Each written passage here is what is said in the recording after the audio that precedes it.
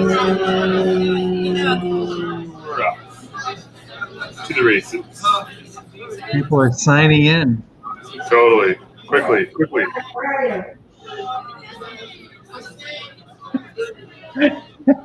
Millions of people. Yeah, that's pretty good. Tell you what, it's been hard not to pull open the Pinot, the Stephen Bird Pinot. Yeah. It's 47? Bucks? No, 47 episode. 47. Unbelievable.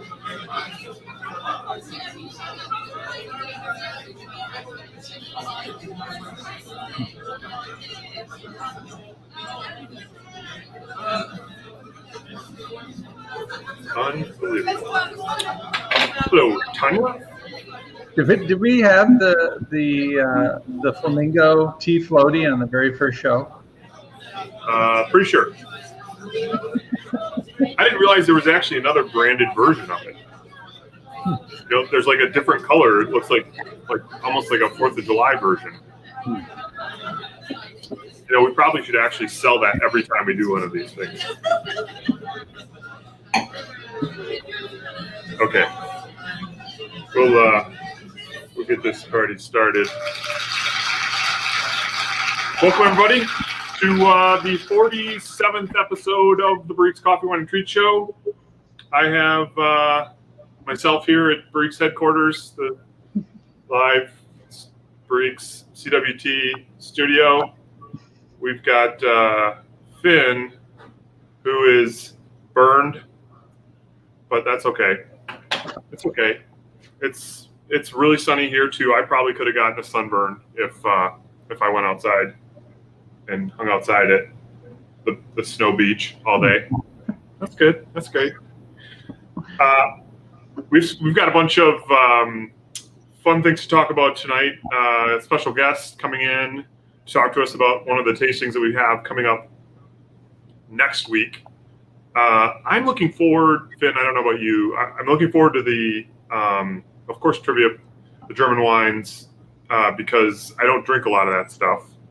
But I will have to say the New Zealand tasting that's coming up in a couple weeks, I am, those 2 Pinot Noirs, the signature one in particular. Have you actually had it before? No, we had to get it specially shipped in, so that's why we had a little bit of delay getting it in, and between the mixed weather and slow travel, some of the wines have been difficult to actually get in a timely fashion. Well, we're definitely going to have to grill our special guest on how in the world are we drinking a 2013 Pinot Noir. That's what inquiring minds want to know. When we had asked him about doing the tasting, and he put that's what was available in our market that we could get in, and he's like, oh yeah, we'll go with that. So he was excited about it. Awesome. I can't wait to try it. So the way we kick things off, though, usually is talking about the wine that we feature each week to our email list.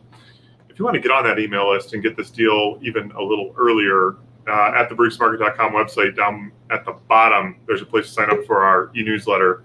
It is a great way to get a jump start on some of the things we talk about today, but there's also other things that don't hit the CWT show that are pretty great wine deals. And it is it's not actually our second Italian deal. It's our second Italian-ish varietal deal in 2 weeks. For those of you that were with us last week, we did the duck soup dolcetto. Finn and I, before we got on air, were comparing and contrasting this week's wine. And you said, Finn, that we've gotten a ton of reorders for the duck soup. Oh yeah, we continue to keep getting them. I just got a couple more today. So yeah. And why do you think that is? What do you think it is about that wine in particular that people are really drawn to? Minus the fact that it's $6 off a bottle, which is pretty excellent. It is, people had ordered a single bottle to take home and try, and once they tried it, I mean, it's just, it's full, it's supple, it covers the palate. It just was well-rounded, and you can really kind of taste like it's the two people. I mean, it's all hands-on between the couple that own the winery. They touch all the grapes, they crush all the grapes, they move all the juice. Yeah. It was a cool story. It made me a little, did you perhaps talk to your wife that maybe that could be a path in retirement? You and Aaron sitting there when you're 75 years old, rolling barrels and picking grapes and stuff like that. It's on my radar. I just have to grow a big white beard. We got to bring the partner in on this, and let's just see what they think. So that is not the wine we're here to talk about today, but it was pretty fun, and a Dolcetto from California was kind of an interesting thing. The wine of the week this week, though, is the Garofoli. I don't know if in Piancarda. Yeah, Piancarda. Piancarda, which is the vineyard that this wine comes from. It is from Italy, over on the Adriatic coast. Another family affair, from what I was able to see. And when I'm comparing and contrasting this wine with the wine from last week, little more bite, a little more acidity. Maybe I would even call it slightly more food friendly, perhaps, than the Dolcetto from last week. How would you, or what was the reason why ultimately you chose to feature this week, and maybe tell us just a little bit about the area that it's from?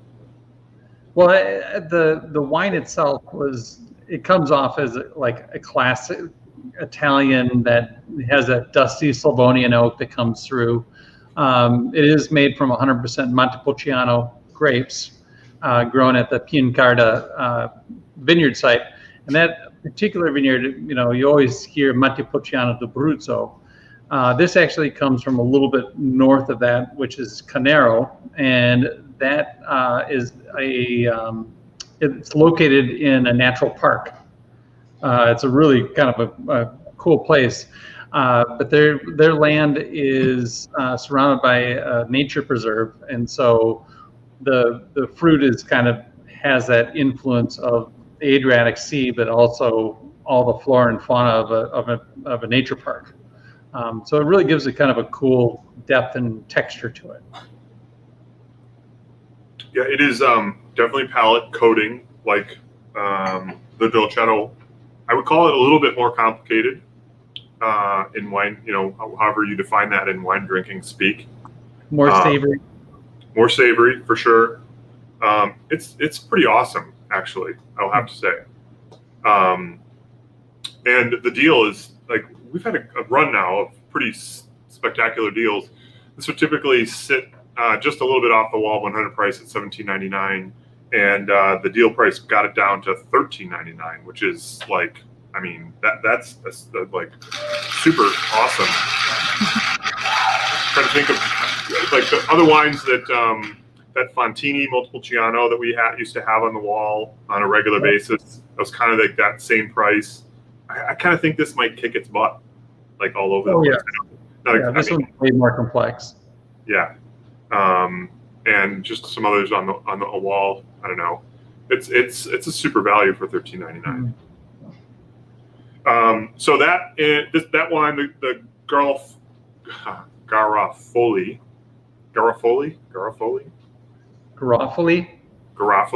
Mm-hmm. Okay, there we go. Is out there and available for sale on the barriquesmarket.com website. If you go into the events section, you'll see CWT Live for the Coffee, Wine, and Treat Show. Today is February 24th, so all this stuff is under the February 24th show section. You can get this wine. What's the availability, Finn, of this wine like? It's pretty solid. We have at least 20 cases available to us.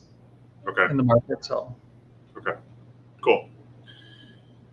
So it's a great little bottle of wine if you're interested in Italian wine. There's a couple people I know that were regular Italian wine buyers I'm gonna have to get a hold of because I think they would really dig this. We've been kind of working on getting the virtual tasting calendar pushed out through March and into April. The wines have sort of started to kind of trickle. We have more on the docket than we actually have the wines for at this point. And I did actually, when I was looking ahead, Finn, do you realize that we have a tasting on March 19th with a gentleman named, what's his name? On the 19th. On the 19th of March? Kenny. Kenny, what? Like the Kipricon. I mean, was that on purpose? I mean, it's awful close to St. Patrick's Day that we're talking to a leprechaun. No, he's a good guy. He's a very good guy. I'm sure he's a good guy. It's just, I thought it was a typo when I was looking at the list today. I was like, I want to drink a green wine. But we have 4 events that we're going to talk about tonight. The trivia and wine tasting event, whatever you want to call it, is the 3rd version of trivia and wine. We decided to partner up with Martin Lee, who has been doing this for 10 years or so, has co-hosted the last 2 of these with us. I've said this a bunch of times, but just like he's got the whole shtick. I mean, he's got the organization in terms of the groupings of the questions. He's got the delivery method. He's got the whole thing that make trivia a lot of fun. Much more fun than, this is not Matt and Finn running the trivia. In fact, this is you and I trying not to get last, pretty much. Pretty much. Yeah. But that is tomorrow night at 7 o'clock. How do you participate? You go out onto the barriquesmarket.com website. You buy one of the trivia and wine tasting packs. The base pack is 2 different bottles. It's only $21.99, and then you'll get the connection instructions and how the whole thing works. There's prizes. There's Barriques gift cards that are available for prizes for those who win some of the rounds. I mean, you can end up having this thing basically for free. Yeah, there are 4 rounds and a music round. 4 rounds and a music round. So there's lots of Barriques gift cards to give away, and it's a lot of fun and still plenty of time to do that if you are interested. Just go grab those. It'll tell you that you can't pick it up for like a day and a half or so, but we'll get it ready right away for you. You'll get notice that you can pick it up. And then Friday, the Schloss Gobelsberg Austrian wine tasting. I said German, I think, before, but I meant Austrian. Should be really interesting with the national sales manager, Nick Bland. Which of these, I think I asked this question last week, but which of these wines from the Schloss Gobelsberg tasting are you most kind of curious to try? Well, I mean, I love the Gruner. But the Zweigelt, is the sleeper. That was the unknown, and it's a very cool wine. It was named after a Dr. Zweigelt. It was developed in 1922. It was a cross breed of Saint Laurent with Blaufränkisch. So it's got a little bit of that Pinot characteristic to it, but one of the coolest things about it was that white peppery note that came through. That's a cool wine. It's an awesome red. Yeah, that is definitely the one that has got me the most curious of the bunch. The whites are great. I'm kind of excited. Just we haven't had a tasting that's been so white intensive. Maybe it'll remind us a little bit of the warmer weather to come. But that should be a good time, and that is this Friday at 7 o'clock. The base tasting pack for that one is $36.99. You can add the Zweigelt, the wine that Finn and I were just talking about, is the add-on bottle. It is the only red in the bunch, and again, there is plenty of time still to join us for that event. Steve Bird from New Zealand is the tasting that we have coming up on March 5th at 7 o'clock. And we have brought with us here Mr. Michael Perret, who has joined us a bunch of times helped us arrange some of these tastings, and he's going to tell us a little bit about what we can expect with Steve Bird. This is a new portfolio of wines, if I'm not mistaken, right? Correct. In the market. Well, let's hear what Michael has to say about that. I think he's ready. He's screaming, no, don't do it, but we're going to do it anyway. Hey, guys. Hey, Michael. How you guys doing? Super. It's good to see you. Yeah, nice to see you too. Finn, you look like you're a little bit roasted in the sun, huh? I got toasted. Awesome. That's great. Cool. Steve Bird, Michael, what can you tell us about Mr. Steve Bird? Yeah, so you have 3 different wines plus the bonus wine, as you've done in the past now for a few times now. Yep. It's New Zealand winemaker, New Zealand Wines. And with New Zealand, the first thing people think about, of course, is Sauvignon Blanc. We will have a Sauvignon Blanc, but there's also a Rosé to start. A Rosé, a Sauvignon Blanc, and a Pinot Noir. And Sauvignon Blanc as a varietal is more or less a cool climate varietal, does a little bit better. That's why it does so well in New Zealand, because it's so farther south of the equator. It's closer to Antarctica, so it gets cooler weather. Pinot Noir is the same thing. Pinot Noir loves cooler climates, so Pinot Noir does really well in New Zealand. So that's kind of a secret gem in the tasting. So he is the winemaker of the Manu wines. And the cool thing about it is it's a Maori, I think I said that, Maori winemaking organization. So it's the Aboriginal people from New Zealand making the wine, and he is, he's their head winemaker. So it's got quite a bit of story, which I'm sure he'll talk to everybody about. With the Rosé, it's Merlot based. Merlot is actually pretty well known in the Northern Island. Sauvignon Blanc is famous in the Southern Island. Marlborough, which a lot of people heard about, is the very northern tip of the Southern Island. But Merlot based for the Rosé, and again Sauvignon Blanc for the middle wine, and then Pinot Noir for the last. And it's it's pretty cut and dried. They're really amazing values. I had Manu for the first time probably 6 months ago, and I was really surprised how delicious it was. How just the Sauvignon Blanc specifically, just how refreshing and really inexpensive. Cool. So it's sort of like a cooperative in some way, if I think about it, in terms of like maybe coffee language. Yeah. Where these folks get grapes brought together as a group. Exactly. Okay. Yeah, cool. And it's specifically labeled as a Maori cooperative, meaning it's like, all the indigenous people, which I think that's kind of cool. It's a different model. We don't really have that much in the U.S. I don't think we have much of that at all. And it's kind of cool that he's working with this co-op to make some wines. Really good, really delicious, good, everyday, affordable wines. I commented earlier on the fact that we're going to be drinking the bonus bottle. Is his sort of namesake Pinot Noir, the Steve Bird Pinot Noir. That is a 2013 vintage, which is not something we typically see. What is the story behind why such an old an older vintage? I'm not quite sure. I wouldn't want to speculate on that. I would guess that they're new to the U.S., relatively new. As you're saying, a new portfolio, and it might be just something that they had kind of a library release that he was bringing. But it's a 2013 Pinot, and if your listeners don't have a lot of older wines, an 8-year-old bottle of Pinot Noir is not old. That's not even old. Old would be 25 years old. That's like probably absolutely at its prime drinking right now at 8 years old, and I think there's a pretty good price break on it. I don't want to quote anything. You guys have the information, but it's a really good value for being a wine that's been aged for us in New Zealand, and like made ready to drink as soon as it's shipped here.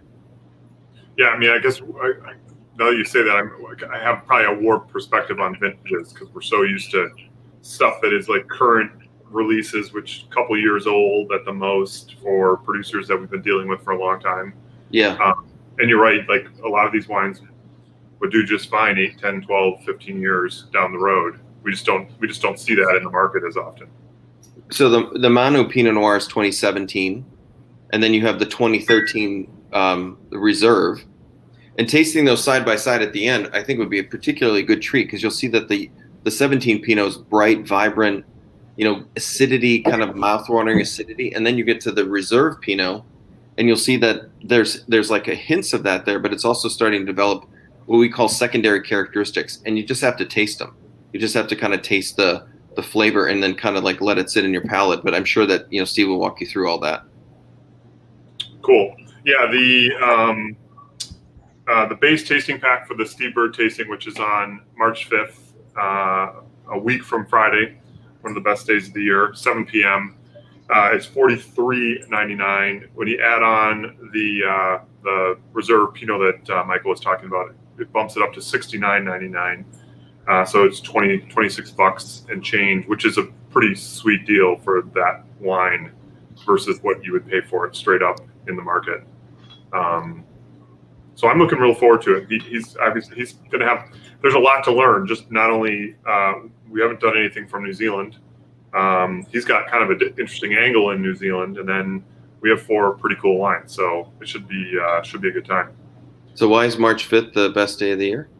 Well, I don't know. It's just one of those days of the year that everyone feels pretty happy, good about themselves. There's certain important people that might have been born on that day.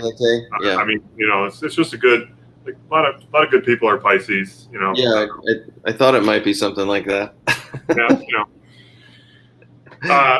Thank you, Michael. Appreciate you pinch hitting tonight. It's good to see you. You can come and visit us, every once in a while, just because you took a fancy pants job and like.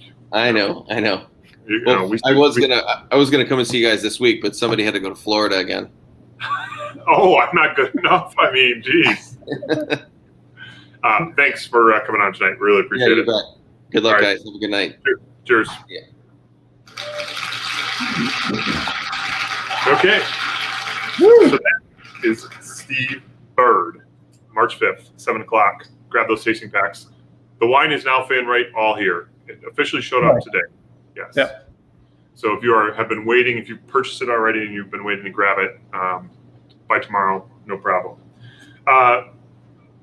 The GD Vajra Italian tasting is set up and pretty much ready to go, minus we have some wines that still need to show up on March 12th for the following week at 7 o'clock.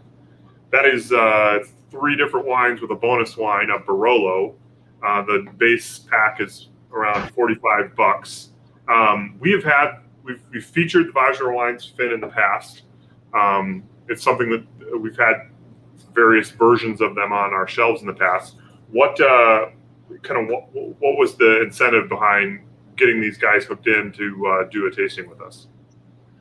It wasn't really on my radar to do something like this. It was Michael who had mentioned it, and that it was a possibility. And I didn't really think about it, but like, oh yeah, we can totally do, kind of show a nice cross section of what the Piedmont is about, and then of course, put a ringer in there and round it out with a Barolo. So it's you get some really cool wines and what's going on in the Piedmont stylistically, because these guys are very cutting edge.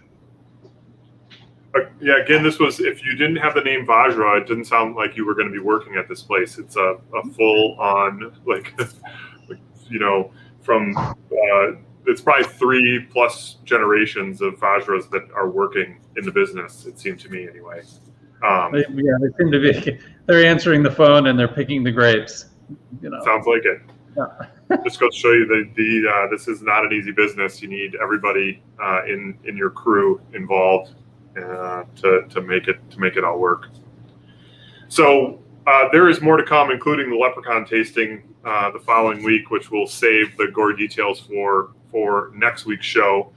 But you can find out all the information you need about the virtual tastings that we do on the barriquesmarket.com website. If you go under, again, events, there's a tasting section that will list them all.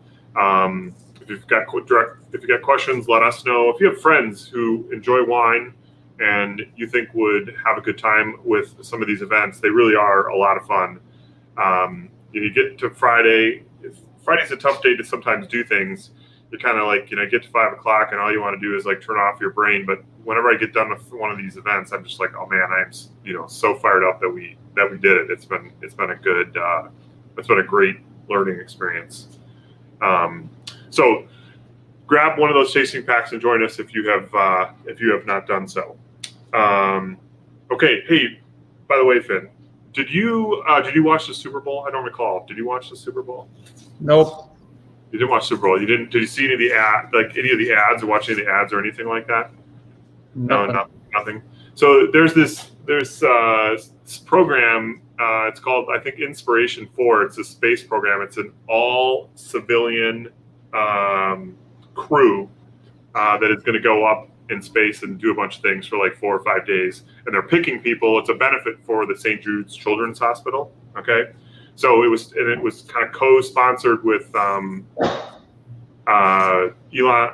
the SpaceX, and this guy who invented, or who has it's kind of like a Shopify. It's like a site that builds that you can go and start businesses, and it's a payment platform and the whole 9 yards, right? And you can apply to like go on this thing. They're literally picking in 4 different categories. If you fit one of these categories, you can apply, and you could be picked to be one of the people. And I actually nominated you to be one of the people that was going to go into space, because one of the categories was you got to start a business and using his platform and tell your story. And if your story is good enough, then they'll take you up into space. So the idea I pitched, I went back in time and said, okay, Finn is going to do Finn's Hooch Cabin, the original Barriques name, and going to go take some grapes up there, grow the grapes in zero gravity, make some wine, and then bring it back to Earth, and it would be like the most valuable wine, that you could possibly imagine. And I just got like a 10-word email back, like, no wine in space, or 5. It was like immediately like no, literally no wine in space. That's all I got. 3 words. It was like, you'll shoot your eye out or something like that. It's very discouraging. So you're not going to be going up in space. Just so you know, I saw you have a little moment of panic there, but you're not going into space. Well, I that almost now inspires a T-shirt that we should just have it. No wine in space. For sure. I was trying to think like, what can we do? Oh yeah, we're gonna go make some wine in space. No wine in space. We talked talked with the folks from Schulen's Chocolate during our Cupid's Envy release party with the folks from Wisconsin Brewing Company. We paired our coffee and some treats of ours, some Schulen's chocolate, and this beer. And we had a chance to talk with the Schulen's folks, who are great. And we're definitely going to have to do some more things with those guys.